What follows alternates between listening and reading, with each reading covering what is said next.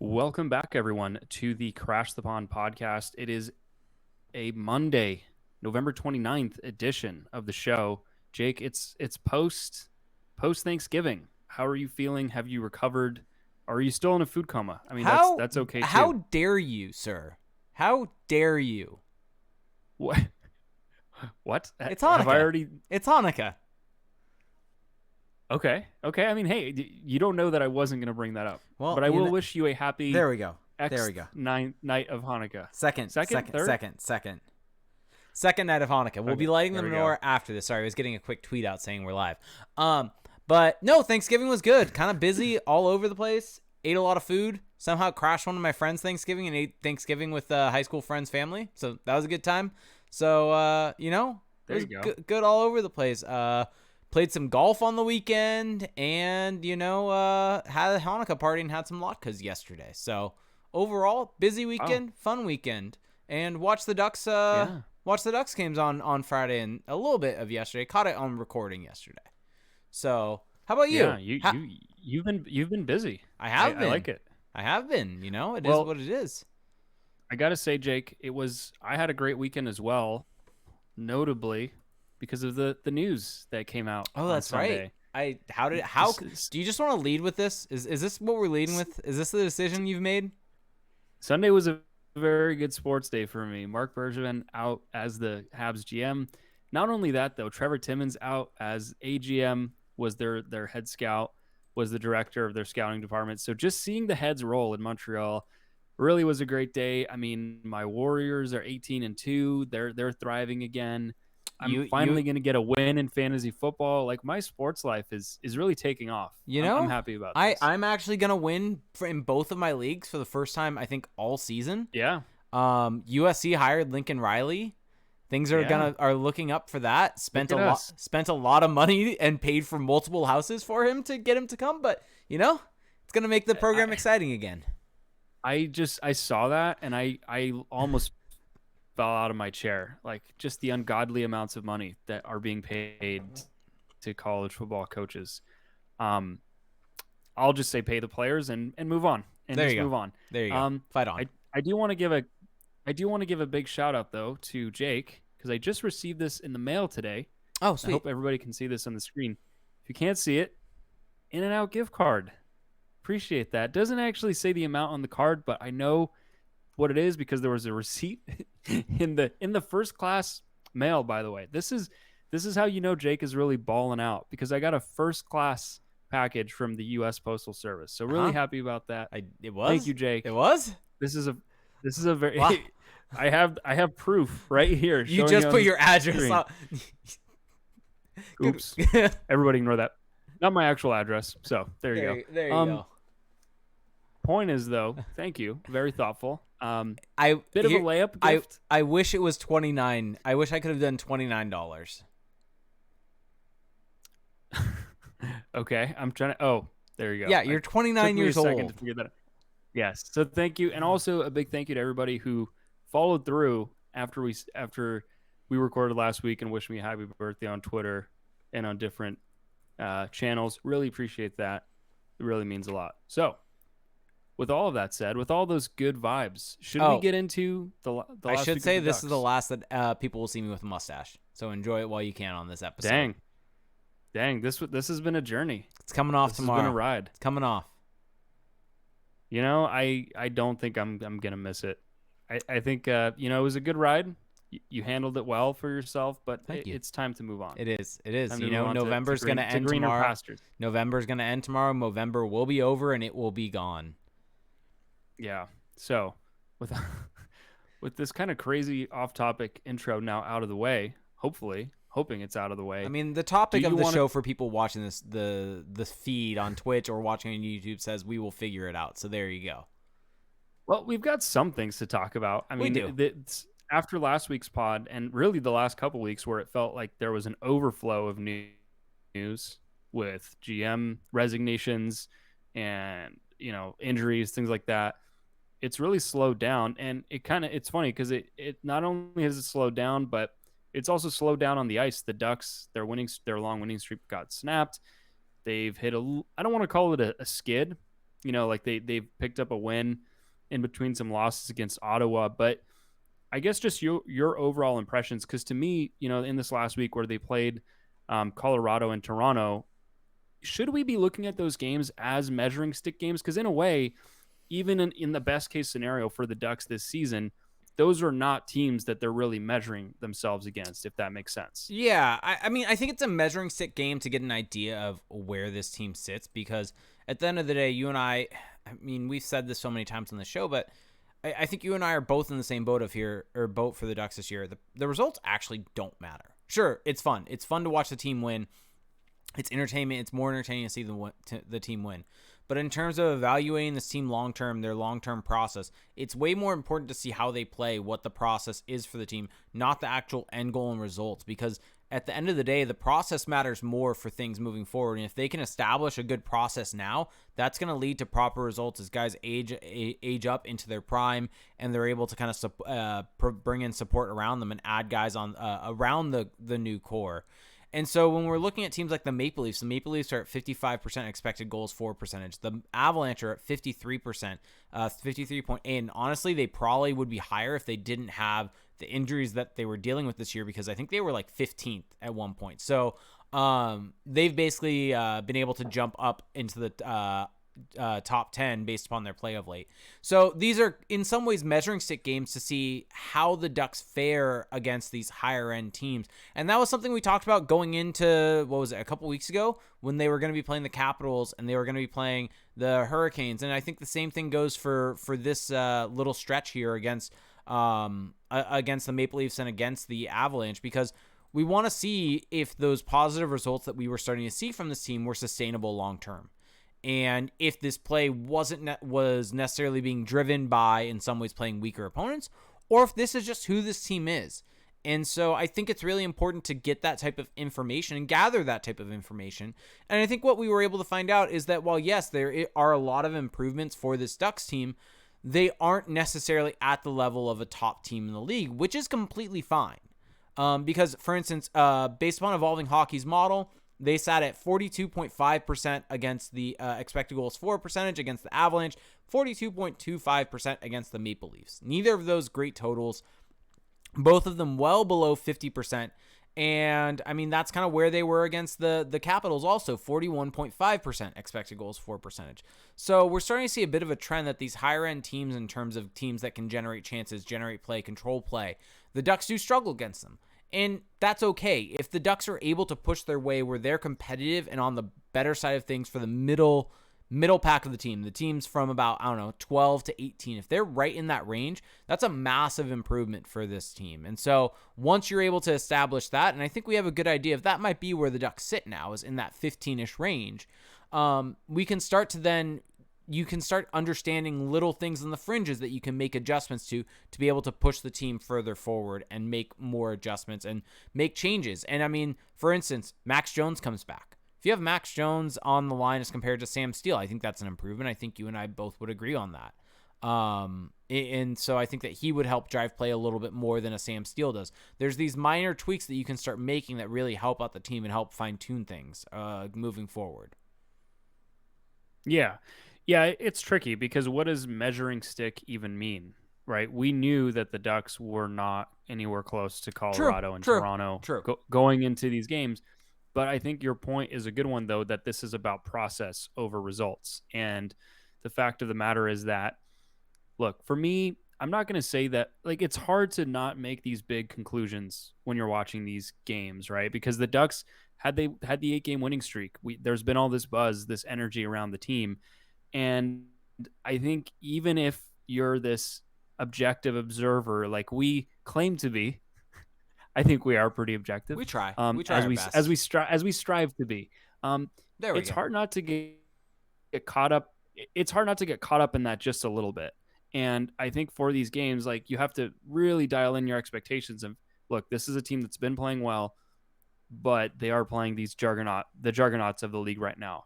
And maybe for me, there was a slight part of me that thought, hey, like, they are on the upswing. Maybe they're going to be more competitive in these games. And I think to a degree they were. To another degree, they definitely weren't. And balancing those things was the hardest part of watching those games. And I think overall, the takeaway for fans, I, I think you should be careful not to just go straight into the, oh, look how much better they did. Look how good they looked in pockets.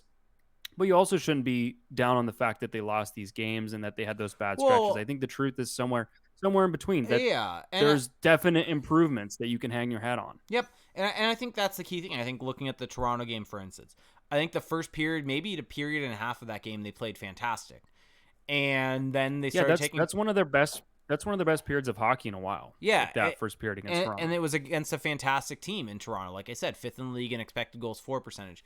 The issue there was that they weren't able to sustain that pace throughout the rest of the game. And that's going to happen against some elite teams. You're going to have some stretches where you allow them to get their chances and they may score. The key aspect is being able to then be pushed back. And this is where it's the ebb and flow of a game and being able to get back on your horse and get back in the game and get back to dominating play. You're going to have stretches there. You see it in playoff games all the time within periods of momentum kind of going both ways, and you want to be able to dominate play more and get more chances at the end of the day. And so that's kind of the next step for this team, is being able to take those positive steps they took and apply them and keep them going moving forward, as compared to, not saying they whittled under the pressure, because I don't think that's a good way to put it, but they had some bad stretches there where they gave up some good looks against, and they weren't necessarily able to counter with their own looks going the other way consistently enough once they gave up those chances. Yeah, no, definitely. Like, there are some self-inflicted wounds in that Toronto game for sure. Against Colorado, I mean, 7 minor penalties is not going to help your cause, but at the same time, good teams put you in tough spots. Like you're going to be compromised, and how you respond to that, the better teams don't crack quite as much, and the teams that are more in the middle, they're going to struggle with that. And I think for the Ducks, what you saw is that when they play teams like Colorado or Toronto, who are so good at what, the term you hear, getting off the wall, where they're so good at getting into the middle of the ice, putting pressure on you, getting those cross seam passes, like that's a big challenge for any team. And especially for the Ducks in that second period, you saw anytime that they would turn it over, the play would just come right back their way, and they really struggled defending that. The funny thing, though, is that you saw certain players on the Ducks thrive in those environments. It's like you saw the Zegras line do well, and you saw others not quite as much. And I think that part of that is stylistic. Yeah, and I think that for sure. I mean, Zegras last night, just for those that kind of are looking for some of the numbers, the Raquel Zegras Milano line last night all were in the 80% range in terms of expected goals for percentage. Like, that was absolutely Trevor Zegras, Rickard Raquel, and Sonny Milano being like, this is a huge stage. We're going to put on a show. And they allowed 0.25 expected goals against. We're in the 1.2 range of expected goals for. And we're on the ice for no goals for and 1 goal against. So that's just sometimes how it goes. But the process was really good for that line. And even though they ended up, the results didn't match up with that, that's what you want to see from that line. I mean, here's a question for you. Just going on a complete tangent. Zegras, Raquel, Milano. Is that the Ducks' best line now? With Rickard Raquel now being back? Yeah, it's their most dynamic offensive line. Mm-hmm. I think we might need a little bit of a bigger sample for their two-way game, but if they could put up a stat line like that against Toronto, which is so good, and that the fact that they kept the quality and quantity against low, that tells me that they have the potential to be the best line, just hand over fist, don't even have to think about it. Offensively, though, I don't think it's much of a debate that they are the best line right now. You saw the Getzlaf, Terry, Henrique line really struggle against Toronto, and part of me thinks, my theory on this, because you would think, okay, they've put up great numbers this season, they're going to do fine against Toronto, even though Toronto's great. That line, to me, is a lot more reliant on getting in on the forecheck, creating turnovers, cycling the puck. And with Toronto, because they're so good at getting the puck back, getting it up ice, they're so good at controlling the game, when you're a line that depends on that, I think it's harder to pull that off. Now, of course, it's just one game, so you don't want to make these sweeping conclusions about, how that line plays. But I think that it is harder for a line like them to get themselves going. Whereas the Zegras line, because they're coming in with control and they're not quite as dump and chase heavy, because they can quick strike off of turnovers, they're a little more matchup proof. And I think you saw that against Toronto. Maybe it's just the way Toronto plays. It's just easier for a line like them. But that tells me, though, moving forward, maybe they're actually the best line, and we're going to start seeing that more and more. Yeah, and I think what we saw in both of the games against the higher end teams with the Avalanche and the Maple Leafs is the Ducks really need. I mean, the penalty kill, for as much as people want to say it was so good, I think these games kind of show that you can't continue to take penalties, and eventually, I mean, right now the Ducks sit, just so everyone knows, they're 10th worst in the league in terms of allowing expected goals against per 60 on the penalty kill. Sorry, that's 5-on-5. Give me 1 sec to get the penalty kill. Apologies for that information being wrong. Well, while you look that up, I'll just say that the Ducks have been very disciplined so far this season. Like, they're second in penalties. Yes. Minor penalties taken per 60. Yeah. So there we go. 7.71 expected goals against per 60. That's good for 11th worst in the league. So they are on the bottom end of it. Even though they're allowing, they're doing a decent job of not allowing goals against at the rate that they're expected to. Eventually, you're probably going to see that spike up as a result, especially if you allow this many penalties. So even though the penalty kill from a pure goals perspective hasn't been bad, it's probably going to end up allowing more goals in the upcoming stretch, especially if they continue to take penalties at the rate that they had over these last couple games. Yeah, absolutely. So I guess just for you overall, like the last week, how much has it really changed anything for you, just perception-wise? I think because I will say it has a little bit. Just a little bit. I think the only thing that they did, and I mean we probably should mention this on a much more positive note. They dominated Ottawa at 5-on-5. They destroyed Ottawa. 57.69 expected goals for percentage. I mean, here's the thing: we talked about it from the perspective of Colorado and Toronto being measuring stick games. In that same kind of perspective with Ottawa, that is a measuring stick in some ways the other way of you should be dominating that type of team. And so you can't pick the teams that you're playing. So from that perspective, the Ducks should be dominating an Ottawa team that is not exactly that great right now. And let's just see in all situations, I'm curious at 5-on-5 where they sit in terms of expected goals for percentage. I believe they're kind of lower down in the league. Yeah, they're 29th in the league. So it's a very good sign that the Ducks dominated that team. And so I think that if we're going to kind of be a bit critical of the losses to Toronto and Colorado, I think it's a good thing to commend the way they played against a lowly Senators team and were able to dominate play and put that game away, to be honest. And so I think that's totally important. agree. Yeah. And so go ahead. Mm-hmm. No, I was just gonna say in the Ottawa game, maybe my favorite goal of the season, just from like an execution perspective, with Zegras to Terry on the power play, the zone entry, and then the long pass to Terry, who then just walks in and scores. Very nice display. And then Milano later in the game with that just beautiful knockdown of the puck, almost like bouncing it like a basketball with the stick, and then getting it to Zegras for the tic-tac-toe to Raquel. So again, that line that you mentioned with Zegras, Raquel, Milano, they have been picking it up. Yeah. And it just doesn't feel like a fluke at all. And the thing that was so fascinating about kind of both of those plays, to be honest, kind of different type of plays, very different situations. But on the first play with Trevor Zegras, the zone entry, you see how he's able to draw all four penalty killers to him. Like all four Ottawa penalty killers come to him. And the thing where maybe if you want to be critical of anything with Trevor Zegras this season is when he tries to take on three guys by himself. I think that he's done that from time to time, and it typically will lead to a turnover. And sometimes it's a little bit better to look for the pass and try to make the seam pass instead of taking them on 2-on-1, 3-on-1. And there he was able, and especially when you have the deception to draw those guys in, if you're able to get a 2-on-1 against you, someone's open. And he drew in all four guys, and what do? He dished it to Troy Terry, who comes in with speed and ends up scoring off of it. So absolutely amazing play by him there. And then on that play by Milano, just the ability first off from Sonny Milano to be able to knock that puck down out of the air and be able to move it to Zegras was great. And then Zegras just very quickly being able to identify Raquel, and basically he more or less shoots the puck off of Raquel's stick, just fires it so hard at front, where it's just Raquel needs to have power, like essentially put enough force down on his stick that it's not going to move his stick, and it deflects in. And it's just a wonderful play, really well developed by those guys, and really quick one-touch passing from all three of them. Or I guess Milano and Zegras for the passing, and then Raquel being able to score.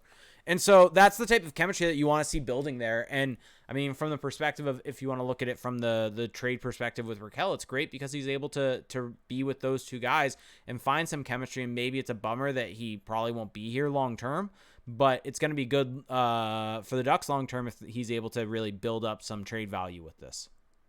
Yeah, it is kind of a bummer, right? That Rickard Raquel has kind of been in a tough spot the last couple of years. Just either he's been saddled with line mates where it hasn't worked, or he's been saddled with like declining, or guys that are going through tough seasons, like Getzlaf has been at times.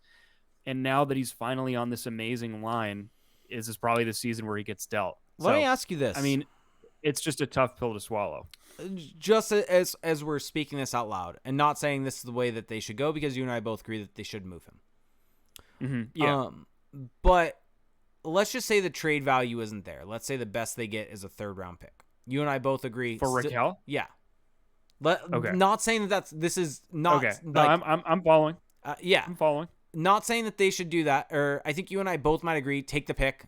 Screw it. He's not gonna. You're not making the playoffs this year. Get him. Get whatever you can for him. Yeah. But if his value's at that point, and let's just say he's willing to take, I don't know, a 4-year deal. He's currently 28, gonna be 29 in May. Would you sign Rickard Raquel if he's building chemistry to a 3 to 4 year deal? I think you have to consider it. Like, you have to think about it, because the thing is, Zegras is going to keep getting better.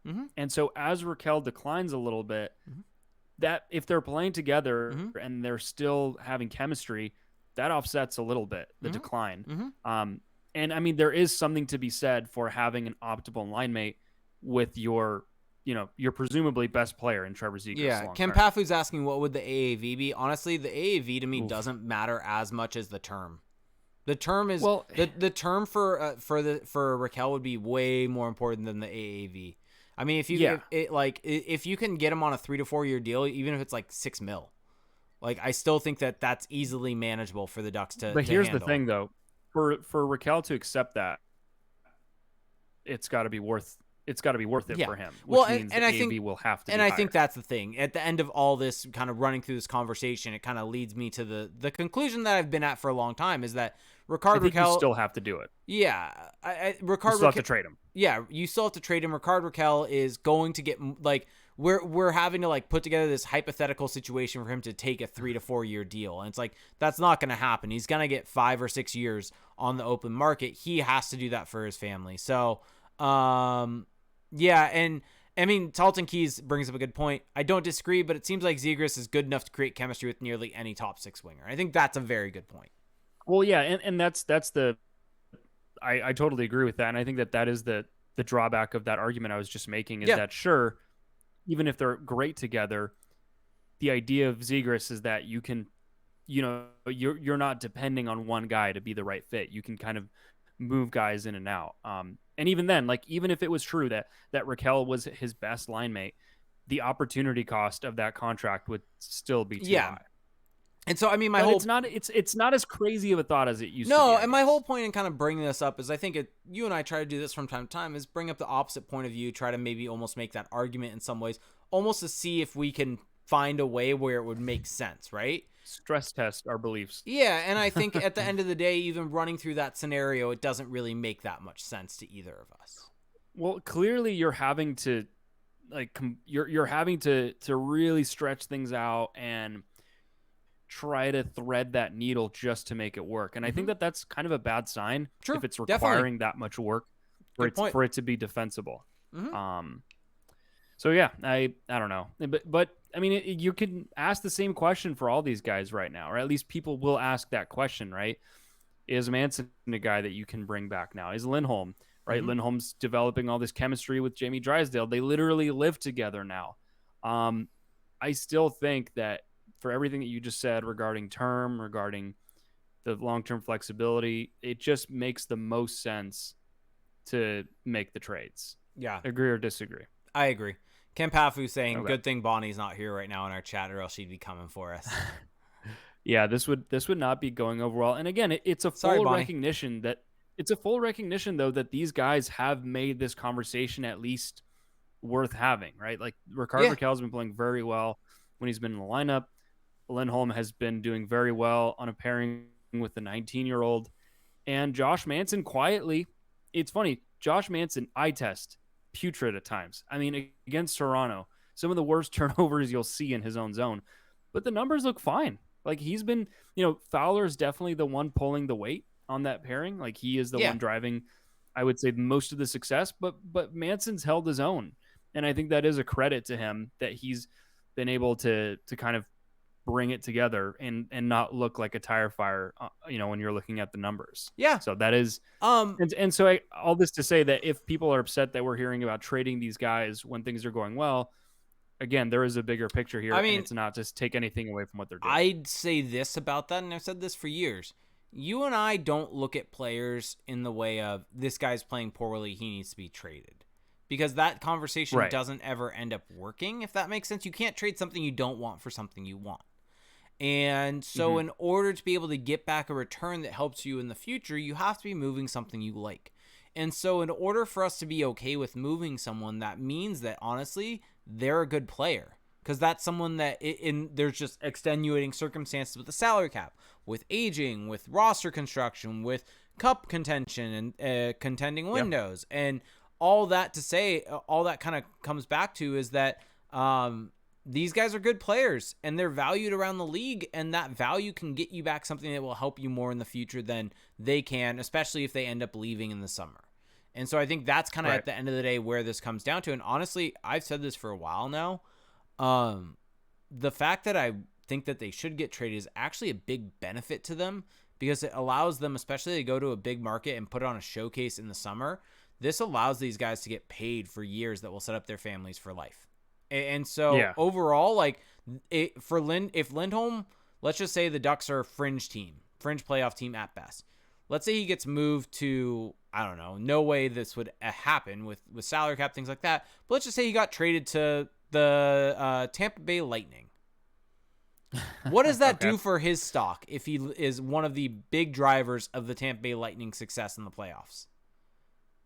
It increases it exponentially. Yep. And it's better for him as a player. So if you're a fan of that player, it's not a bad thing that they're traded and they can then help their family out for life, basically. Yeah. Yeah. So, I feel like we've had to make this point too many times now, but it is worth repeating. Well, we've had to make the point because we've had to make the point because the Ducks refuse to do it. And so we have to defend ourselves so much with the Ducks not ever doing it. Yeah, I mean, I think now it is worth mentioning again because things are going well. And so people are probably asking, well, what the hell? Why would you trade these guys when games are being won and things aren't just completely awful? But that is the reality. So real quick, want to go back to kind of your question that started all this conversation about how do I feel about the Ducks now after this past week?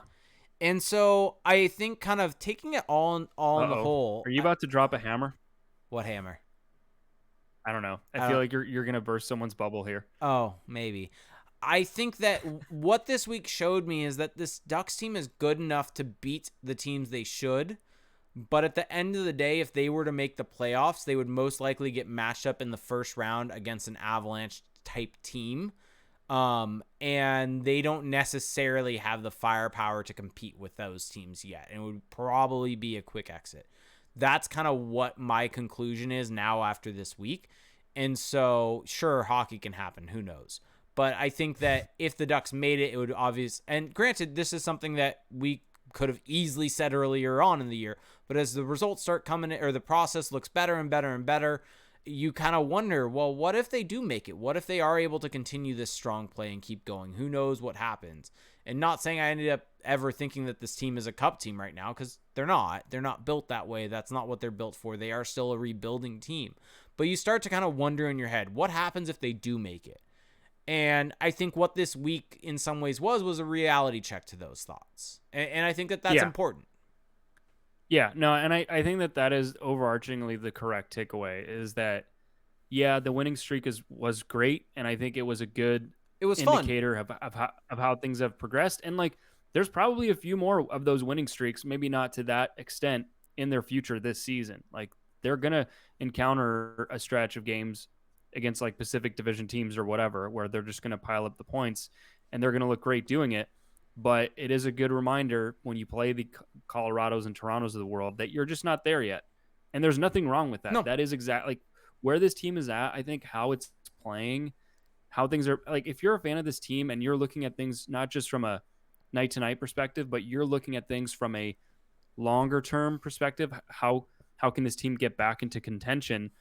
The way that things are playing out right now is almost exactly what you would want. Like they are showing signs of progress, things are getting better, but at the same time, it's not enough to where the front office does something risky or they jump the gun, right? The plan is going to be stuck to, I think, to a T in terms of the rebuild. And that's what you want if you're a Ducks fan right now. Yep. And so with that being said, anything else you want to say on that? No, I'm all good. All right. So it's time for a word from our sponsor. Ho, ho, ho, gentlemen. The holidays came early here at Manscaped, the leading men's hygiene brand. Manscaped just launched new products, including their all-new ultra-premium body wash and a 2-in-1 shampoo and conditioner. It's time to give yourself or someone who needs it the gift of beautiful skin, hair, and balls this holiday season. Go to manscaped.com and use code CTP for 20% off plus free shipping. So Felix, jingle balls to the walls. Listen up. Untrimmed pubes are a thing of the past, and it's possible you have Santa's beard in your pants. It's time to leave your significant other some cookies and milk at the bottom of your chimney. I'm talking about the Manscaped Performance Package 4.0. Inside the Performance Package 4.0, you'll find the signature Lawnmower 4.0. This electric trimmer has proprietary advanced skin-safe technology to reduce cuts on your nuts. Felix, why don't you talk to us about the Performance Package 4.0 and specifically the Lawnmower 4.0? Yeah, I mean, the key here for everybody involved is that it is waterproof. And so when you are in the shower, you can get your business done. You can tend to your crop and not have to worry about, bringing out the vacuum cleaner afterwards in your bathroom or however you go about it. Whatever your system is, everyone's got one. You know what I'm talking about. The fact that it's waterproof, that when I've used it, at least it's not chafing. I don't get all irritated afterwards. And look, there is that LED light, so you can be as precise as can be. You can also turn off the light if you're like Jake and you feel like you don't need it or you want to save on battery power. It's got you covered. I am a big fan of it. It tends to all of my grooming needs. And within the Performance Package 4.0 is also the Crop Preserver and Crop Reviver, an anti-chafing ball deodorant, moisturizer, and toner. It's time to keep your North Pole feeling and smelling fresh. And the Hygiene Bundle also comes with a pair of their anti-chafing boxers. And Manscaped is going beyond the groin with their new Ultra Premium Body Wash. It's infused with aloe vera and sea salt to keep your skin feeling clean, nice, and moisturized. They also just launched their 2-in-1 shampoo and conditioner, which has key ingredients with benefits that includes hydrating, nourishing, conditioning the scalp, plus strengthening your hair at the same time. So 'tis the season, Felix. 'Tis the season to load up on Manscaped products. So get yourself, your dad, your brother, and friends the best gift of all, the Manscaped Performance Package 4.0. Get 20% off plus free shipping with the code CTP at manscaped.com. Every guy out there needs to add Manscaped to their wish list this season. So you can get 20% off and free shipping with the code CTP, like Crash the Pond, at manscaped.com. That's 20% off with free shipping at manscaped.com and use the code CTP. Clean up your nuts and make Santa proud this year. There you go. Okay, moving on. Back half of the show here. We're getting into the real action. Now we've talked about the last week of the Ducks play. Do you want to talk a little bit about some rumors flying around the league? Let's hit it fast. People love rumors. People love rumors, even if they're not like about significant players. People just love them. Yeah, why not? I know you love yourself a good rumor. Oh, I absolutely love, like, trade deadline's one of my favorite times of the year. Yeah. It definitely is. Okay, let's start with, do we want to start with a trade rumor or a GM rumor? I'm letting you drive the ship, and I'll just follow along. I'm just in the Duffy boat behind being pulled. Okay. I like the Duffy boat I like that. That's a good little note, little sprinkle there. Let's go with Jake DeBrusk. Trade rumors. Let's just give the people what they want immediately. Jake DeBrusk has asked for a trade from Boston, and he's a guy who it feels like his name has been in these rumors for a while now. Apparently, this has been brewing for a while. He's one of those names from Boston where you always hear about them, right? Boston gets on all the national broadcasts. Um, I guess from your perspective, Jake, he's a RFA this summer. Right now, his capita is at 3.675. He is a left winger, which means, I mean, the Ducks have a bunch of those already. His qualifying offer is going to be pretty high. He's going to turn 25 this season. What's your gut reaction? Is this a guy that the Ducks should be targeting? So really quick, I'm looking up what his qualifying offer would need to be. So his qualifying offer, I believe, would have to be 4.4 mil. I think that's where it would be. No, that doesn't make sense. I don't know what Cap Friendly is doing here. I think it would have to be 4.8 or 5 or something in that range. I'll need to double check it once we're done talking. Or once I'm done talking right here. But in terms of what do I think about Jake DeBrusk, I think he's a guy that is 24 years old. He's a guy that he's okay offensively and defensively. He is 25. He is 25? Sorry, maybe I misspoke. He turned 20. He already turned 25 this year. Got it. My bad. So he turned 25 in October. Yeah. Sorry about that. No, he's a guy that specifically, like, if you look at Jay Fresh's player cards, for instance, 68th percentile in even strength offense, and this is over a 3-year sample, 47th percentile in even strength defense, with the even strength offense kind of trending around the 75th percentile going into the season. The one thing that's really fallen off for him is his finishing, and that kind of has been shown in his scoring over the last couple seasons, with his scoring kind of falling off a cliff. And so it really feels like this is a situation where, for the Ducks, they could potentially buy low on him. And I think that that's the most intriguing part here is, while he's not necessarily in the age range, he's a little bit older than the age range I would like. I'd prefer someone kind of 23 years old. I think if you could buy low on a Jake DeBrusk, I mean, he has 6 points in 17 games this season, 14 points in 41 games last season, after being at 35 points in 65 games, 42 points in 68 games as a 22-year-old. Shot 5% last season, shooting 8% this year, shot 11% in prior years. So more likely than not, the 6 points in 17 games is not necessarily a sustainable scoring pace. He's definitely should be scoring more. And so it really just feels like a situation where the Ducks could be buying low on a guy. And I think that if you're the Ducks, that's a way that you can really take advantage of maybe a little bit of a market inefficiency right there, is taking advantage of that. And this will be big if the Ducks are able to somehow pull this type of move off and get a Jake DeBrusk. I mean, the question is, what do you give up for him at the end of the day? But that would give you an idea of kind of what Jeff Solomon is valuing and maybe looking for these guys. I mean, this is how you're able to find these kind of unknown gems or guys that maybe at the end of the day, people will say a change of scenery helped them. When in reality, it's just like Troy Terry. The underlying process was fine. The results just weren't there. And so I think that that's more so why I find Jake DeBrusk such an interesting player is, I mean, to be completely honest, I haven't watched Jake DeBrusk play that much. But looking at kind of these underlying numbers and this underlying process here, the process isn't bad. And it's more so just the results aren't there. So this is a guy that you could definitely see buying low on and him blossoming as he starts to enter his scoring prime. Yeah, I mean, I think it's important not to oversell the player too much because, like, there are definitely, I guess, pockmarks on his resume. Like, he's not great defensively, and his defensive game has been just getting worse and worse, it seems, year over year. Also, this season at least, and it's a small sample, so don't want to read into too much, but all of his individual shot rates are down.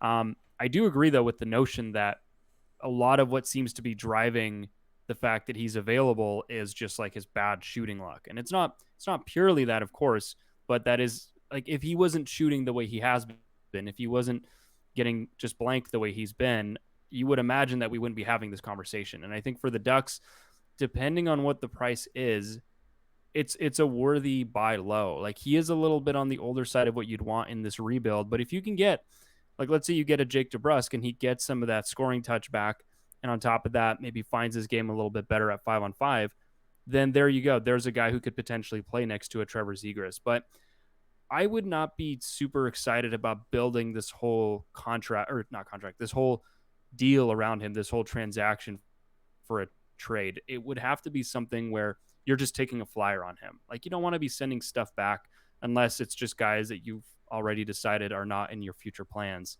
But I don't know. What do you make of that? How far would you go to bring him into the fold?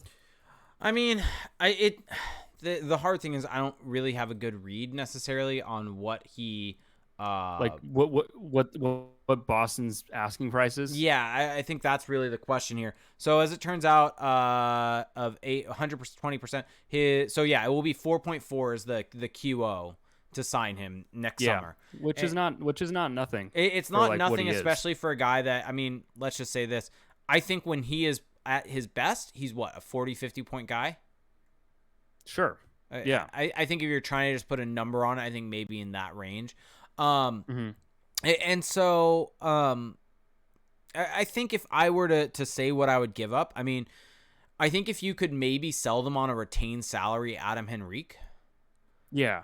I think Because that then a deal like that just it kind of moves the ball downfield more for like your big picture plans if you're the Ducks. and I think Right. that type of deal doesn't necessarily that deal makes sense for Boston in some ways also because Adam Henrique's still a good player for as much as people want to talk about his game declining. And while we've talked about it in the contract not being great, he's still a good player, and I think that if they're able to retain salary to in some ways match kind of where DeBrusk's contract may end up, then I think it could be a deal worth investigating. Maybe you make it retain salary Adam Henrique, and maybe you do Sam Steele also, something like that. Maybe that's where this deal ends up. But I wouldn't necessarily be looking to give up a premium asset to get Jake DeBrusk. And I think that when his name was brought up last year, I think the key thing was his name was brought up in the Rickard Rakell trade rumor, and that it could be Rakell for DeBrusk. And I think that would be an awful trade.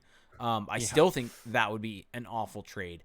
And so I'm very interested in getting Jake DeBrusk, but it would have to be for the right return. And I think it would need to be in some way center around an Adam Henrique, maybe a Jacob Silverberg, something in that range where a more veteran presence that maybe helps Boston in a way that Jake DeBrusk doesn't right now as Boston's looking to win a cup with their current core. But, I mean, this is just us speculating and me just throwing names out. This doesn't necessarily have any information behind it. And there could be people that listen to this from Boston and say, you're crazy, he has more value than that. And maybe that's true.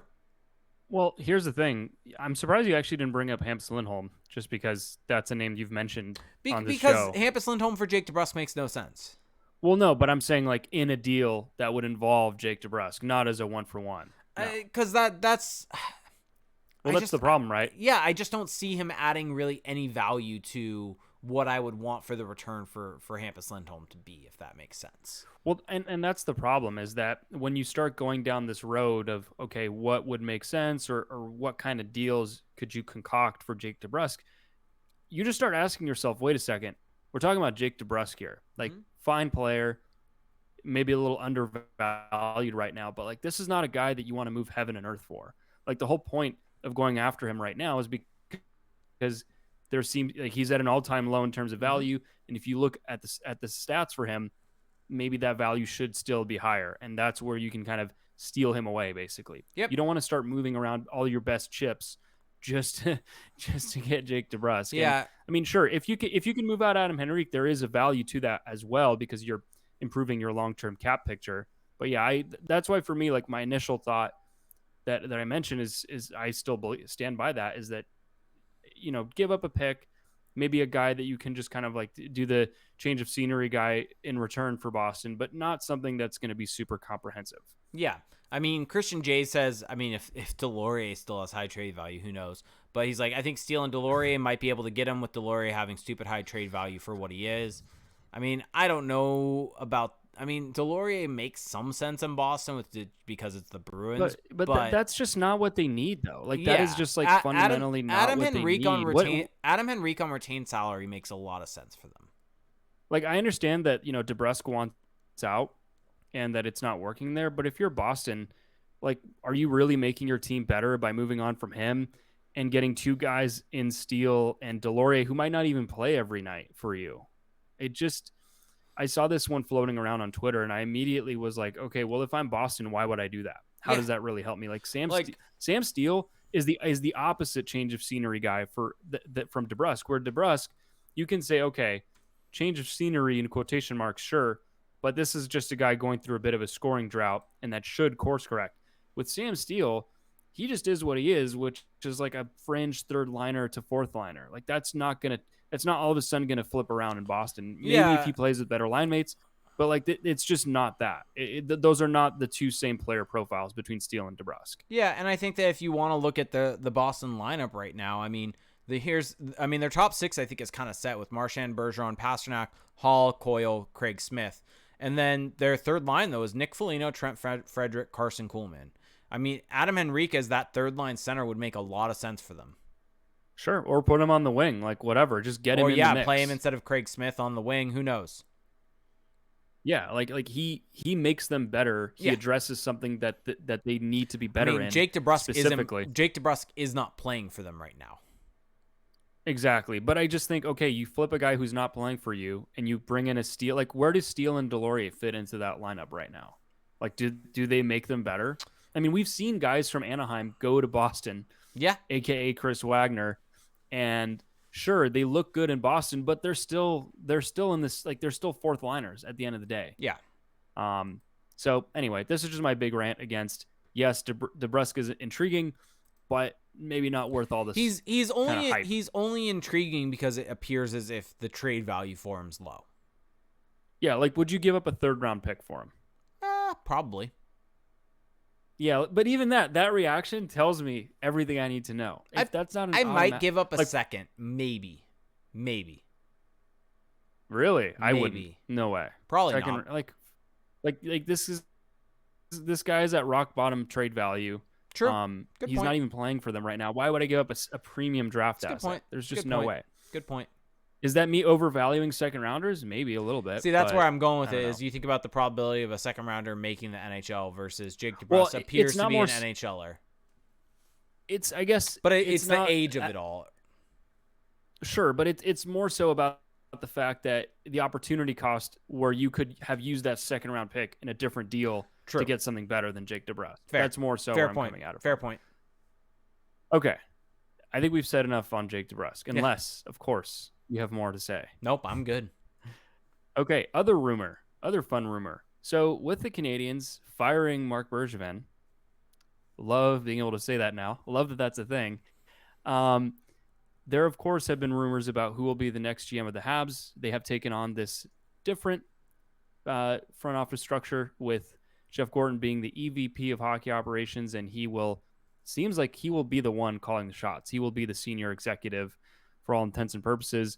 And of course, because it's Montreal, you need a French-speaking GM, the front-facing guy. And because Martin Madden speaks French and is French-Canadian and is based out of Quebec right now, which is kind of like, I guess this isn't really common knowledge for a lot of people. But yes, he is French-Canadian and he does live over there right now. His name has come up in the GM rumors for the Canadiens. So I guess from your perspective, Jake, let's say that Martin Madden were to take on this job. Let's say that he does interview with the Habs and ends up becoming their GM.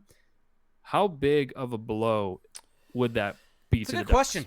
I mean, it's one where it's hard to necessarily know, right? I mean, we can have an idea if it's a blow at all.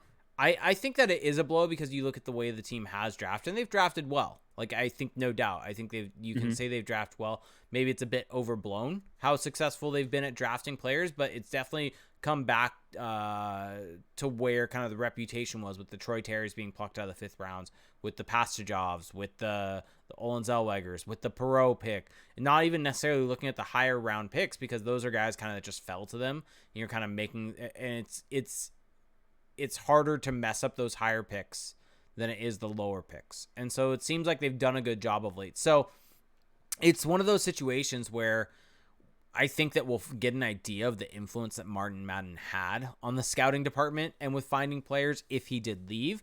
But it's hard to necessarily know until that happens because how much of it is his scouts and how much of it is Martin Madden? Like how much of it is the next in command? We don't really necessarily know the entire structure because the Ducks have been so private about it all. How much say did Bob Murray have in drafting these guys? We long thought maybe Madden had more say, but who knows? There's a whole lot of question marks out there about this situation that really the only way we're going to get answers is if Martin Madden does indeed leave for Montreal, and then we'll probably have a better idea at that point in time of how much of an influence he had on drafting these players. Yeah, and I think you bring up a couple of good points there, which is that it's still the same team of scouts if Martin Madden leaves. It's still the same guys gathering the information, making the recommendations. So from that perspective, it's not going to just all of a sudden flip everything on its head. Yes, Martin Madden is the one who's driving the bus. He's the one making the final call, I would assume. But it is very much a collaborative effort, when you're doing a draft.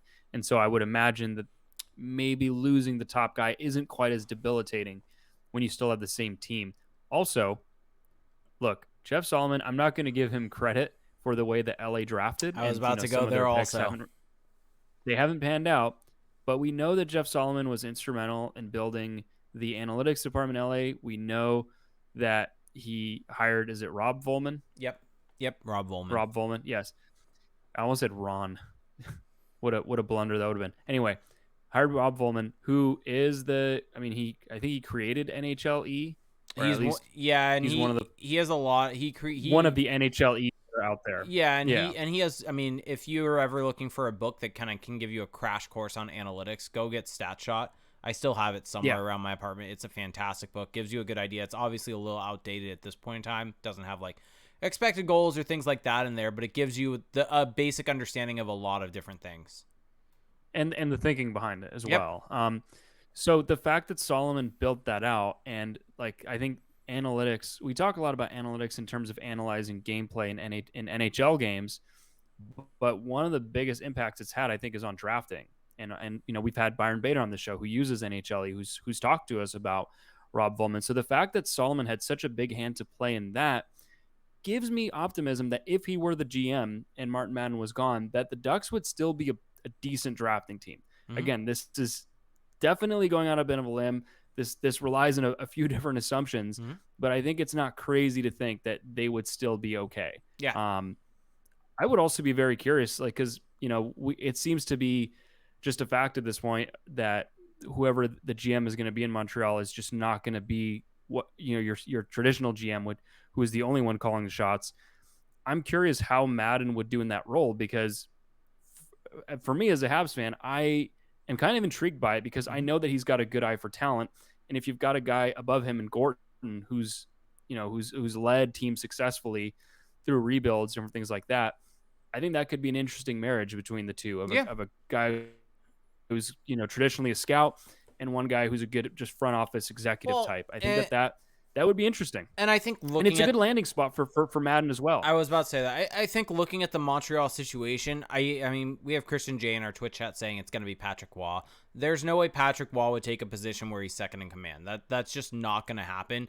No. He wants or final just not clear cut first. Yeah. He doesn't want to be taking having to defend the move someone else made. That's not what Patrick Waugh wants. That's not what he's going to do. So there's no way. A name that was mentioned by Elliot Friedman on 32 Thoughts was Danny Briere as someone that's come up in the ECHL. Apparently he's like a front runner. Yeah, and that makes sense because he's a guy that is known to the market, can speak both French and English, and really can kind of handle that market in a way, and he's a name. And so it really depends on what you want. It depends on if you want a guy that is kind of able to be a name, someone that fans can latch on to and really kind of get behind, or if you want it to be more of a guy that can learn and build and potentially be the next president of hockey ops for the Canadiens in a Martin Madden. And not saying that Danny Briere can't do that, but it's very two different molds, because you and I were talking about this with CJ today in our text chat or our text messages. But the fact that Martin Madden hasn't necessarily had a lot of interviews in terms of with the media. And that's not to say that he's not necessarily comfortable with it. It's just maybe he wasn't given the opportunity for it. But it's not also Montreal is just on steroids. So it's whether or not that's something that Martin Madden wants to do. If that's where he's at, there's a whole lot there that we don't necessarily know. And so it depends on which way they want to take it. I think if they go with Martin Madden it's not necessarily about having a public face as much as it is having a high decision maker within the collaborative group that is French Canadian, that can relate to the market and talk to the market about the decisions that were made in kind of a more intellectual way. Whereas Danny Briere is almost more, not necessarily a mascot. I don't think that that's a fair way to put it. No, I don't think that's a fair way to put it, but that's the best word that I can come up with right now. It's almost like he's a mascot for Jeff Gorton to the Montreal public. I think Briere is more qualified than people may realize because he has been working in front offices, even down in the minors, for a few years now. Like, he's been training himself to work in sports, essentially. And I think that's a good thing. That being said, I still mostly agree with that view, though, that like he's meant to be a face guy. Yeah, he's the guy who's going to sell it so to the public. With that, I mean, it depends on the way that Montreal wants to go, and kind of now circling this back to the Ducks, as we've talked about the Habs now for a little bit. I think that there's a high likelihood that Martin Madden could get the job. And, I mean, who knows where the Ducks go? Maybe it's a situation also that's been brought up where, I mean, it's an uncertain situation in Anaheim right now. Who knows where they go with Jeff Solomon if he stays on as the GM. If they bring in someone else, is Martin Madden going to be frustrated by having to build up that trust again? I mean, it seems if I were Madden, I would view the opportunity in Montreal as a fantastic choice for me, and this is a great time for me to leave an uncertain situation in Anaheim for, granted, a high-pressure situation, but one where I am the second in command, but I can really give me a lot of good experience that I haven't necessarily gotten yet. And so I think it would make a lot of sense for him. Totally. I think so too. And the thing is, like, the biggest objection we've had, because people always ask, should Madden be the next GM of the Ducks? Like, this is one of the most common questions we get. And the big objection we always have is, well, he's got no experience in a managerial position. Like there's so much to that job, and we have no way of knowing how he would do. And how would he even know as well? Like, I'm sure he has an idea of how much he'd be able to handle it, but it's still something he's never done. And I think for the Canadiens job, it's perfect because he gets to be in that space. He gets to be in that chair, but doesn't actually have to pull all of the weight. He gets to kind of ease his way into the position. So really for me, what it would come down to for him would just be, are you willing, well, for one, are you willing to walk away from the Ducks who, look, if the Ducks are going to be good again, like that, you're one of the architects of this thing. Mm-hmm. Like, if the Ducks win a Stanley Cup in the next 5 years, let's say 5 to 7 years, like, Martin Madden is one of the main drivers of that, right? Yeah. He built a large part of this. So are you willing to walk away from that? And two, are you willing to deal with the Montreal media? Because that's really what it comes down to. If he's willing to do that, then he should just go all in and go for that job. But it's a personal thing for him. As a Habs fan, I just kind of want him because I know he has a good eye for talent, and I think the duo between him and Gorton would be great. So I'm pushing for it, but I don't know if it'll happen. Well, yeah, and it was brought up when listening to 32 Thoughts today about the fact that it's kind of surprising how quickly the Canadiens moved on Jeff Gorton, and kind of that Elliott thought that he was for sure going to get an interview in Anaheim and Chicago.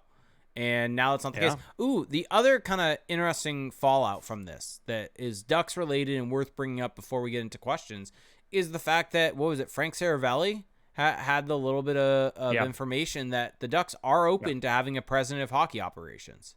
Yeah, which is interesting, which goes with what we've said on this show, that is something that they should consider to avoid not only a potential, to avoid a potential Murray situation from happening again, but also it just kind of makes sense to spread out the decision-making prowess and to try to checks and balances a little bit. There's nothing wrong with that. And especially if you're having a guy that is going to be a first-time GM, it just gives him a sounding board to work off of. I mean, I forget where I heard this from, but one of the issues that some people had, or maybe it was Jeff Merrick brought up on one of the many shows that he does now at this point in time. But that an issue for Kevyn Adams is he has no one to work off of. There's no one there. He's the only person that really has a say, and he's a first-time GM. And sometimes it's good to have someone above you that you can use as a sounding board to make sure you're not going crazy, to be able to make sure someone that's been in those trenches can really help you and advise you. And that would be more what the president of hockey ops would be almost a senior advisor to if Jeff Solomon got the job full-time. And so I think that would be a really good look for the Ducks to do. Maybe we've said Mike Gillis is a good option there. Yeah. It's someone that's had success as general manager, built some really good teams, someone that Solomon could really lean on. And I mean, this is the way the NHL is going, and it makes sense. You want it to be a more collaborative effort. You want the responsibility spread out a little bit more. And I mean, you see it in LA, you see it all over the place, really, with president of hockey ops throughout the league. I mean, you see it in Pittsburgh, and so it's something that makes sense. Yeah, and I think for Solomon too, despite the fact that he has been an AGM, that he has filled those responsibilities of a manager, he still hasn't been the actual GM yet. And so, just like I was saying with Madden, I think that for him, if he were to remain the GM in Anaheim, but also had a president of hockey ops to kind of, like you said, bounce off of, that does help him ease into that job as well. Now, I just hope that if the Ducks get a president hockey operations, that it is someone who there's going to be synergy with Solomon if he were to remain the GM, right? Because some teams try to have like maybe the more progressive type as your GM, and then an old school type as president. And I think for the Ducks, like I don't know how well that would work, or like how necessary that is even. So Mike Gillis makes sense because been there, done that, and you would think that the views between Gillis and Solomon would work together and augment one another as opposed to clashing. So yeah, I think that's a good development for the Ducks. If it doesn't happen though, I mean, this is a big debate that we had in our Patreon Discord about, is more decision makers better? Is having it spread out just inherently better? And I think it was Olaf that brought up the objection that no, or in Ken Pafu as well, is no, it's about the quality of the decision makers. You need better people is better than just more people. And I think I agree with that one good GM is better than a mediocre president and a mediocre, GM. Like I think it's better to have more qualified people. So if the Ducks don't end up going that route, it's not necessarily a bad thing as long as they end up with someone who's right for the job. Yep. Agreed. All right. Anything else or time for some questions? I think it is time. I think it is that time. So we're gonna do something a little different here. Before we get to Twitch, we got some questions from Twitter, and also now in our Patreon Discord, that guy Bobski is just doing a good job making new channels, coming up with good ideas. Came in with a podcast question, so we're gonna always throw to there before the Twitch. But I do want to get this Twitter one mainly because I had told people DM me if you have questions for the pod. That's an easier way for me to find it. And Kin Knight did DM me and said. So he's wondering about team chemistry, how Anaheim does seem to have that and Vancouver does not. Do you think that does have a role in the team? He's not the biggest fan of Dallas Eakins, but maybe deserves some credit. Do you think team chemistry factors in? So I think the way chemistry works, in my opinion, is guys whose styles mesh together. You see that with Milano and Zegras. Why did they work so well together? I'm sorry to disappoint some people. I'm sorry to disappoint Heyo Diflo, but it's not because they're both from New York State. It's because they play similar styles, or their styles tend to mesh.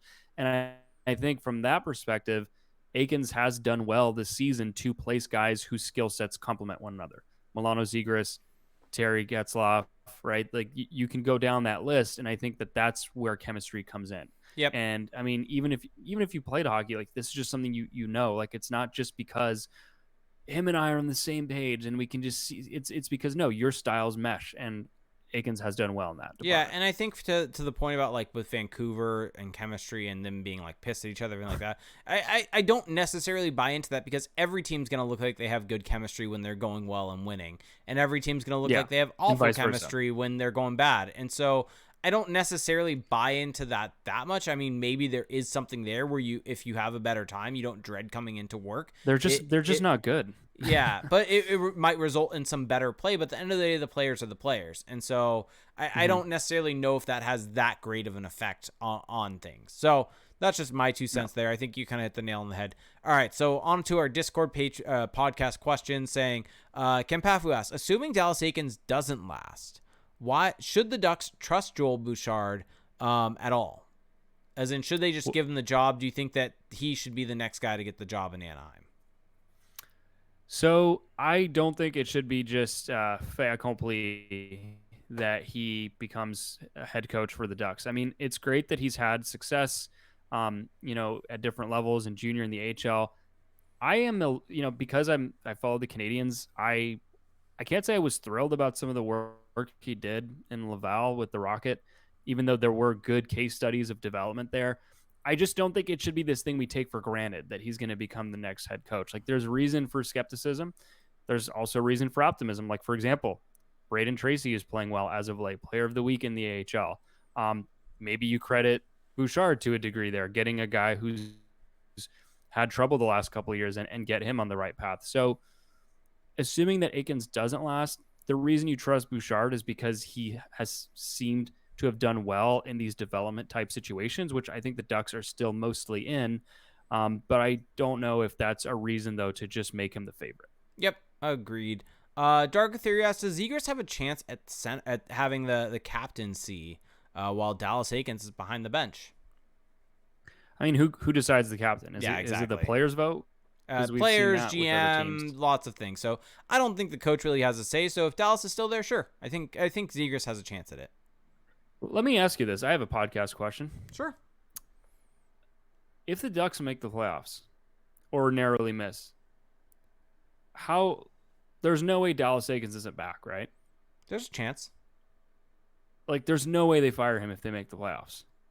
They wouldn't be firing him. Or I guess not fired. Well, sure. There's no way they're firing him. Okay, but you're ducking and dodging the question, though.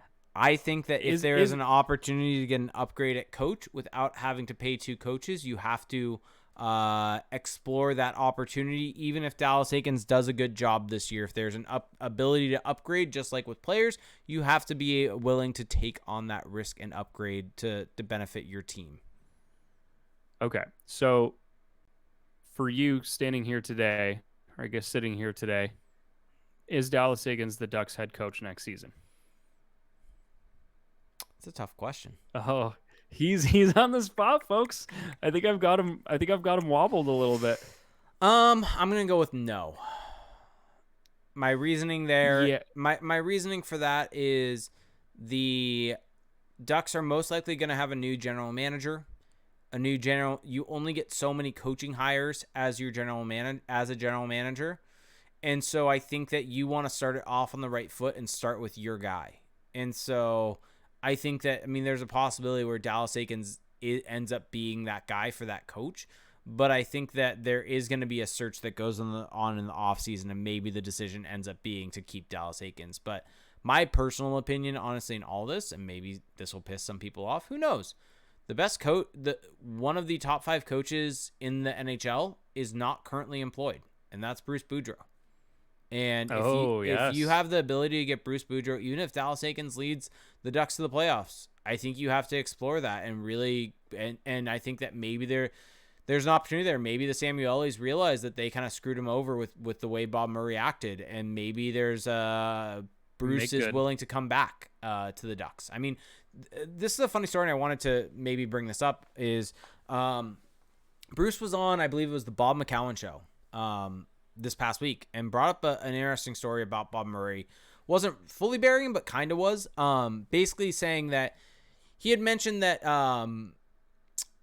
if he got a decree from a general manager for a lineup decision, he obviously would eventually do it. He would maybe battle the point, maybe disagree and explain why, but if the general manager ended up having a decision, he would give that decision and back it up to the players, and not basically say it was the general manager that made this call, because at the end of the day, the GM is the guy above him. That's the guy paying that's making the decision on his job. And so if that's what they want, then that's what they want, and he has to be able to implement that and make it work. And he brought up the fact that basically in the 2014 playoffs in Dallas, he scratched Teemu. And that was met with a lot of controversy at the time, because it was Teemu Selanne's last year. His game had declined, but there was some controversy there. And he brought up the fact that that was Bob Murray's decision. That Bob Murray came to him and said, you need to scratch Teemu, because if you don't, it was something along the lines of, go listen to the episode so you can actually hear what he says. That is juicy. But he said, that is juicy. He said, if you don't scratch Teemu, you're going to lose the room, or something along those lines in the playoffs. And so Bruce proceeded to scratch him. And when Teemu came to him after the game, all pissed off, or whenever it was, he said it was my decision. And as it turns out, Teemu went to Bob Murray after maybe a day or two later, and Bob Murray said it was the coach's decision, and he had no say in it. And Bob Murray basically threw Bruce under the bus. And that is why, I don't know if you recall this, but that Teemu Selanne had a book that came out, and he completely trashed, Ken Pavley was saying Bob Murray said it to the media that it was Bruce's decision. But Teemu had it in his book trashing Bruce Boudreau and was pissed. And I remember that being a big deal, the quotes that came out of that book. And I remember finding it so interesting because Bruce was still the head coach of the team at the time when that book came out. And Bruce even said that the only reason why Teemu found out was Getzlaf went up to him like years later and told him, no, that was Bob. That wasn't Bruce's decision. And Teemu basically went to Bruce and apologized. That's crazy. Yeah. That is actually a pretty wild story. Yeah. I had never heard that. Yeah, I didn't hear that until I listened to that podcast yesterday. It came out like last Wednesday, I think. But the Bob McCowan podcast with John Shannon, and they had Bruce on for about 50 minutes. So yeah, go take a listen to that. But kind of getting back to that point, it really, listening to Bruce and listening to his methodology, because the podcast was really, really good. Where is this Bob Murray story? Is there a source? Yeah, Bruce Boudreau's the source. Go listen to the Bob. That's from Tristan Mist. Go listen to the Bob McCowan podcast. It's on all podcast services. But this kind of led me back listening to Bruce overall, of thinking about it. And also, I don't know if anyone else I listen to a lot of podcasts. The 32 Thoughts podcast interview with, I can't remember the guy's name, but the guy that's all about adjusting your management structures and things like that. And on that, he had mentioned that even if you are comfortable with your coach, you should always be looking for the next one. Because who knows when you'll be put in this situation. And that kind of leads to my thought process here of, even if Dallas Eakins does lead the Ducks to the playoffs, there are better candidates out there. And I think that that's not necessarily meant to be a slight on Dallas Eakins. I just don't think even when he's going well, he's one of the best coaches in the league. And just similar to if you have the opportunity to get a Jack Eichel. You and I both believe, Mike Ford's the guy, by the way. But if you have the ability to get a Jack Eichel, you need to go and do that, right? You need to use your cap space. You need to be able to go and get a guy like that. That's how you and I both believe. I think the same methodology should apply to coaches. Yeah. And despite the fact that Eakins has been better this year, there's still clearly warts in the methodology that are there that aren't going away. I mean, you saw it against Colorado. Derek Grant on the first line with Terry and Getzlaf. Oh yeah, we didn't even talk about that. Went away from that almost. Yeah, went away from that 3 shifts in because lo and behold, didn't work. They got scored against and they were playing like, you know what? So yeah, if I were to predict it, I don't think that Eakins is back next year either. Like you said, there's just too many. There's going to be better options available. And also, like, again, to the GM point, they're going to want their own guy. It kind of sucks for Dallas Eakins because this is the first year in his Ducks tenure where it feels like he's getting some normalcy. Like he doesn't have a crazy GM above him, and the team isn't purely in like the tank anymore. But it's still like you got to make those tough decisions if you're trying to get better and go for glory. And I just don't know how you rationalize that if you're the Ducks, unless the only way is if they go deep into the playoffs or they just become this really steamrolling team in the regular season, which it just doesn't look like they are right now. So, all right, so let's going to be someone else. I would love a Bruce Boudreau return, by the way. Yeah, I think it would be fantastic. I think it's a very different bringing back a coach than the Randy Carlyle comeback. This is a coach that actually had good underlying numbers. This is a guy that was hard fired in the first place. No, I mean, he led the team to 4 straight division titles and got fired for it. Yeah, I mean, he only got fired because of the fact that the team got hurt. They couldn't win game 7s, which is like a coin flip. Basically, he got fired because Ricardo Kell got appendicitis. Josh Manson got knocked out. All the different things. In the but I mean, playoffs. also, I mean, it's just one of those things. He got fired because of four games. 4 games. Yeah, like then people point to the Game 6 records that they had where they lost a bunch of Game 6. It's like So 8 games. you got to compare the sample sizes. Like this guy is making you one of the best teams in the league in an 82 game sample over years. The fact that it hasn't worked in a significantly smaller sample doesn't mean that it's just not going to work ever, or that you should value one over the other. Yeah.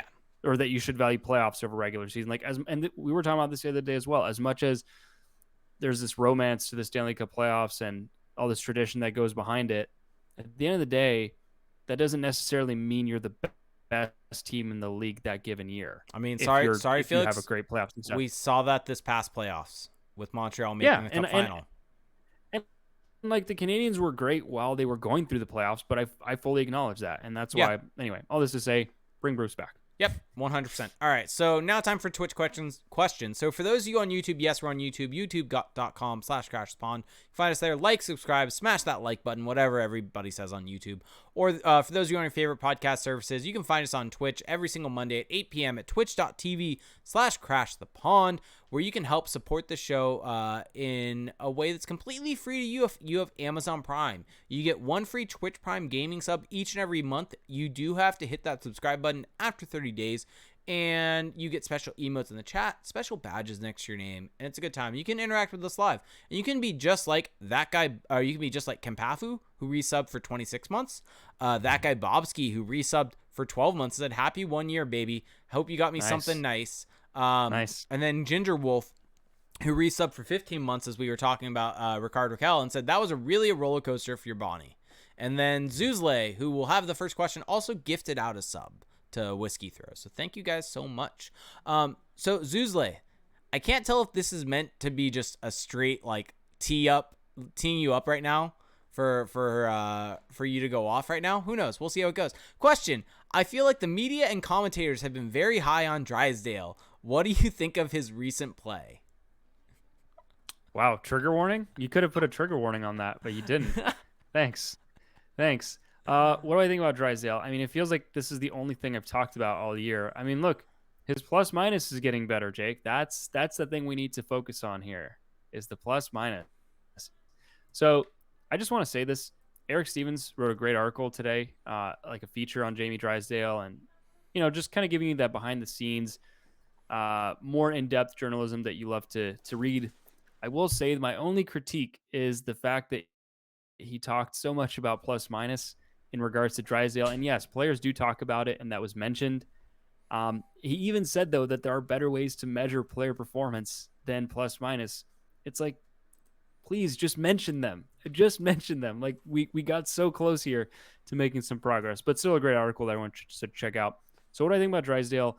I think he's been better this year than last year. I think that like the stats are very clear on that last season he was one of the worst players in the league by any metric. Now up on the screen are his RIPM charts for this year, and I'll change it to last year just so everyone can see.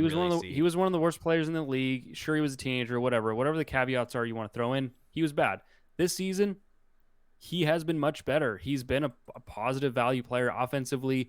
His defensive game has improved quite a bit. I think having a regular partner in Hampus Lindholm has helped him.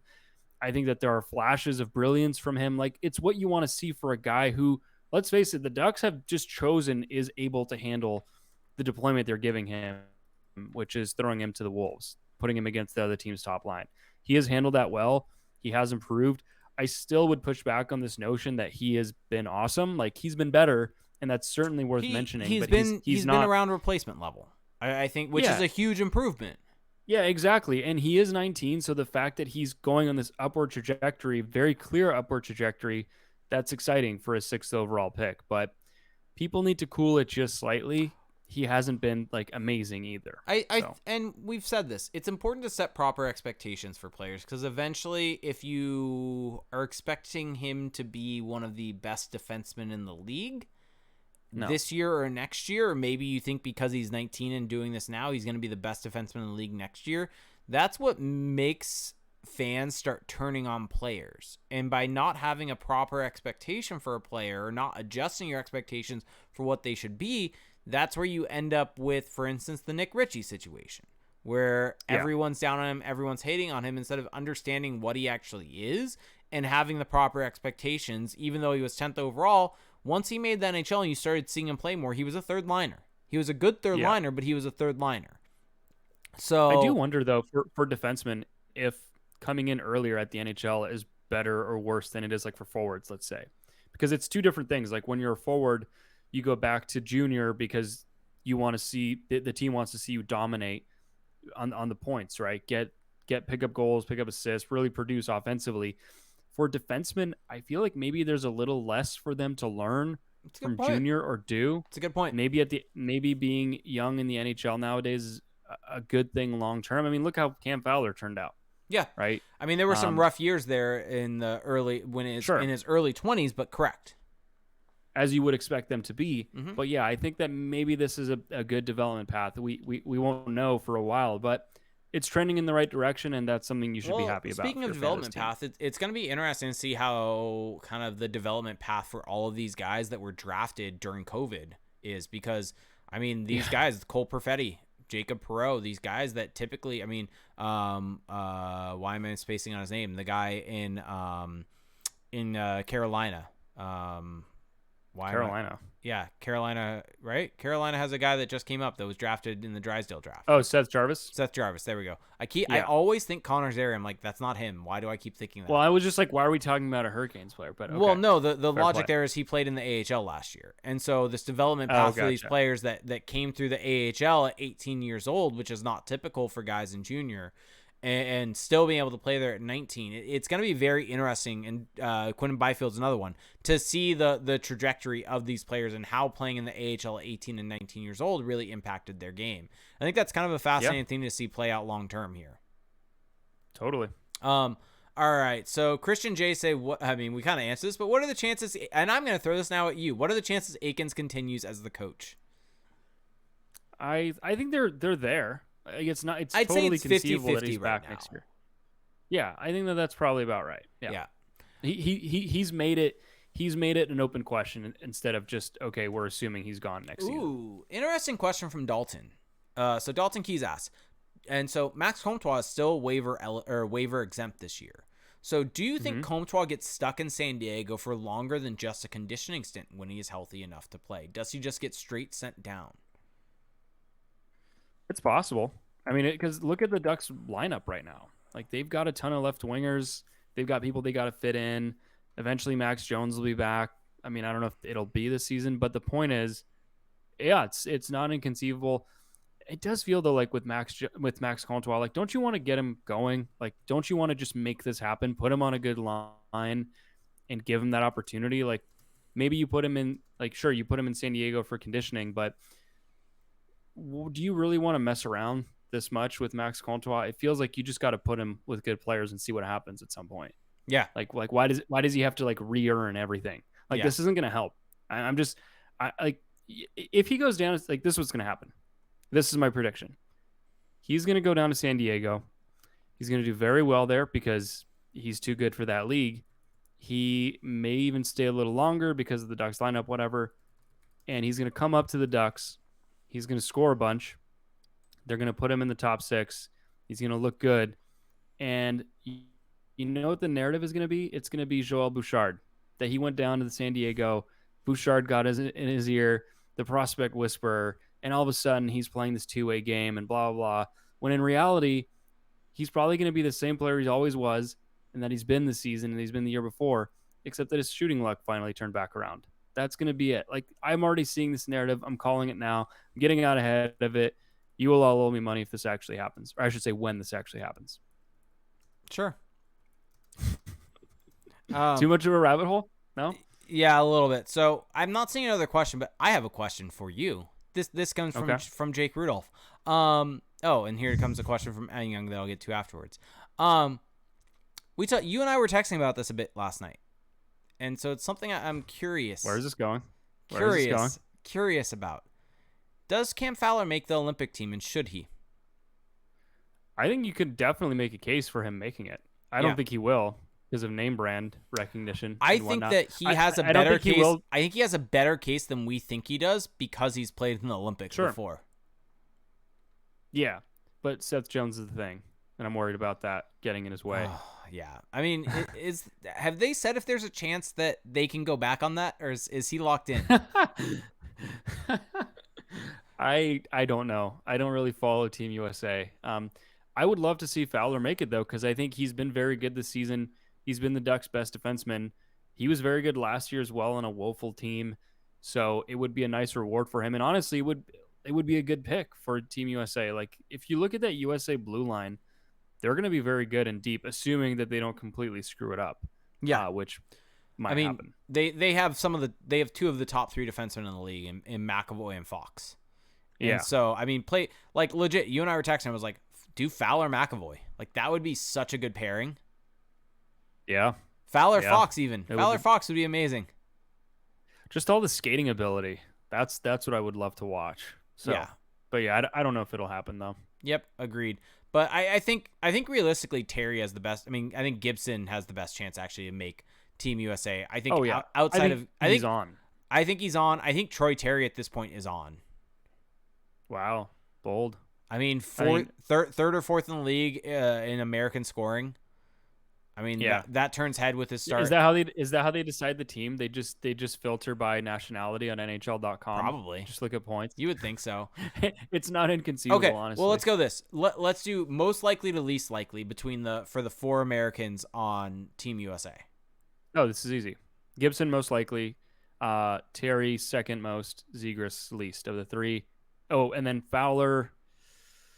I would put Fowler actually below Zegras, I think.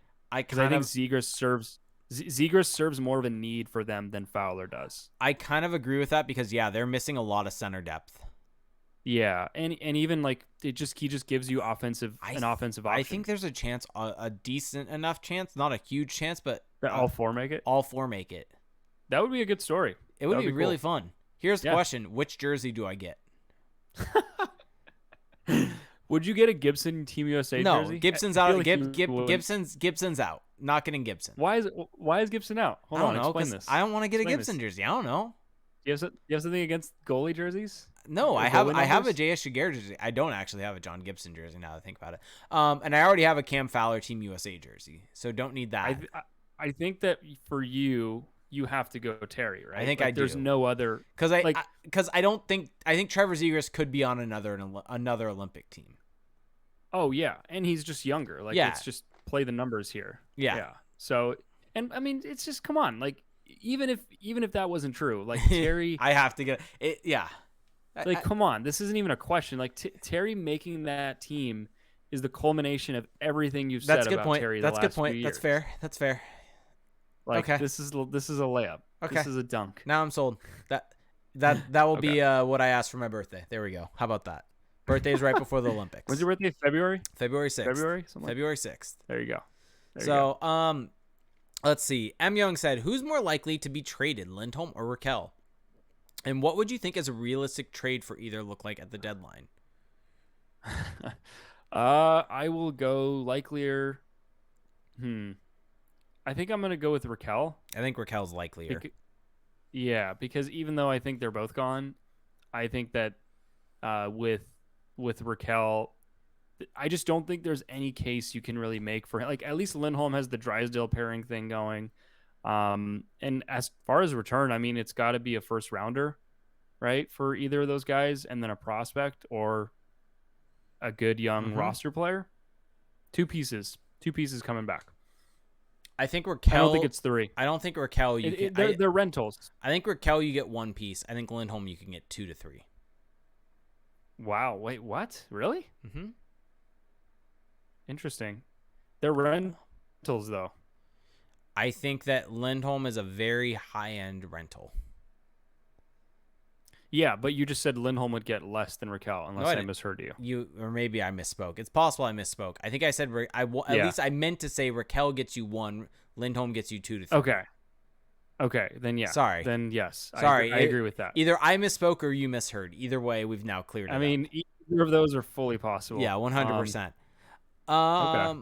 And so I think that's gonna do it for us tonight. I saw someone ask earlier, it may have been Christian, saying what I think of Patrick Waugh in Montreal. Yeah. I mean, that led to us bringing it up and saying, Not gonna It's happen. not happening. Not happening, and I would hate that. That would. What would you think of Marc Bergevin to Anaheim? Oh Is the better God, question. no. Why? Yeah, No. but Jake, he's won. As I was informed of on Twitter yesterday, No, I. He's won every trade he's made, Oh, see, I was about to say. I thought which you is were not gonna. which is not true. Well, the easy reason why some people would say is he led the Montreal Canadiens to the Stanley Cup final last year. Yeah, he made a team that was designed for the playoffs, not designed to get there, but designed to get through once it was there. Yeah, I mean, stay he did away from him. the problem with the Bergevin thing is, even if you say, look, he rebuilt the Habs, he had to rebuild them because he destroyed them. Like, he was given a great hand, fumbled it, and then had to rebuild, and ultimately fumbled that as well. Like, it's just not a guy that I would look at if I were the Ducks. Yeah. Okay. Stay away. I think we're done. Yeah. This is it. Yeah. I mean, Zuzle did just throw into the Twitch chat. Quick, someone ask a wrestling question, but No, please, God, for the love of God. I haven't seen one yet. So For the love of Hanukkah, please do not. happy Hanukkah. I'm actually kind of shocked that we got this much content in. I'm not. What I would say a light week. Let's just be honest. Let's call it what it was, a light week. It was Thanksgiving. Yeah. Well, anyway, on that note, we're going to get out of here, folks. Thanks, everybody, so much for tuning in live tonight at our Twitch page. We really do appreciate that. It makes it a lot of fun. As you can tell, the questions help drive the show. That's at twitch.tv/crashthebond. Yeah. And I don't know. Were you going to say something? Oh, we got a question coming. I don't know if you want to just take it. Let's see. Most likely UFA to be traded. Nick Delorier. Sure. Nick Delorier. Yeah, let's go. Will he be traded? They're just going to ride him out. Oh, Dallas Aikens won't let him off the top six. I forget, honestly, that he's a UFA. I mean, most likely is going to be one of the big three. I think most likely is Raquel. Probably. Just because I just want to say something different than what we've said for probably weeks now and go with Nick Delorier. Weeks? Try months. Years? Try years at this point. Yeah, it might be. Anyway, if you I'm trying to get us out of here. I'm doing what I can. What is that face? You're just scratching your soul patch, making a weird smile at me. Okay. That's a sign this needs to end. Jake is just like devolving into I don't know what that's all about. That mustache needs to go. I now understand Monica's plight of having to deal with that mustache. Okay. If you want to support what we do, check out our Patreon page, patreon.com/crashthepond. For $1 a month, you get access to our Discord page, our Discord server, which is a lot of fun. Great people in there. Connect with diehard Ducks fans. And as was just created as of today, we have a podcast questions channel on there. So if you put a question in there, you get first priority on the show next time we record. That's for $1 a month. Next tier up, $5. Still get access to the Discord server. You also get access to 2 bonus episodes a month. We just recorded one over the weekend where I believe we talked about Trevor Zegras and if he can still win the Calder Trophy. We also went a little off topic. We go more unfiltered off topic on those shows. Let's just say one of our patrons, do I out him? No, I'm not going to out him, said that Darth Vader is a horrible villain. And... Oh, you can out him. It's Ken Pafu. Oh, okay. It wasn't me.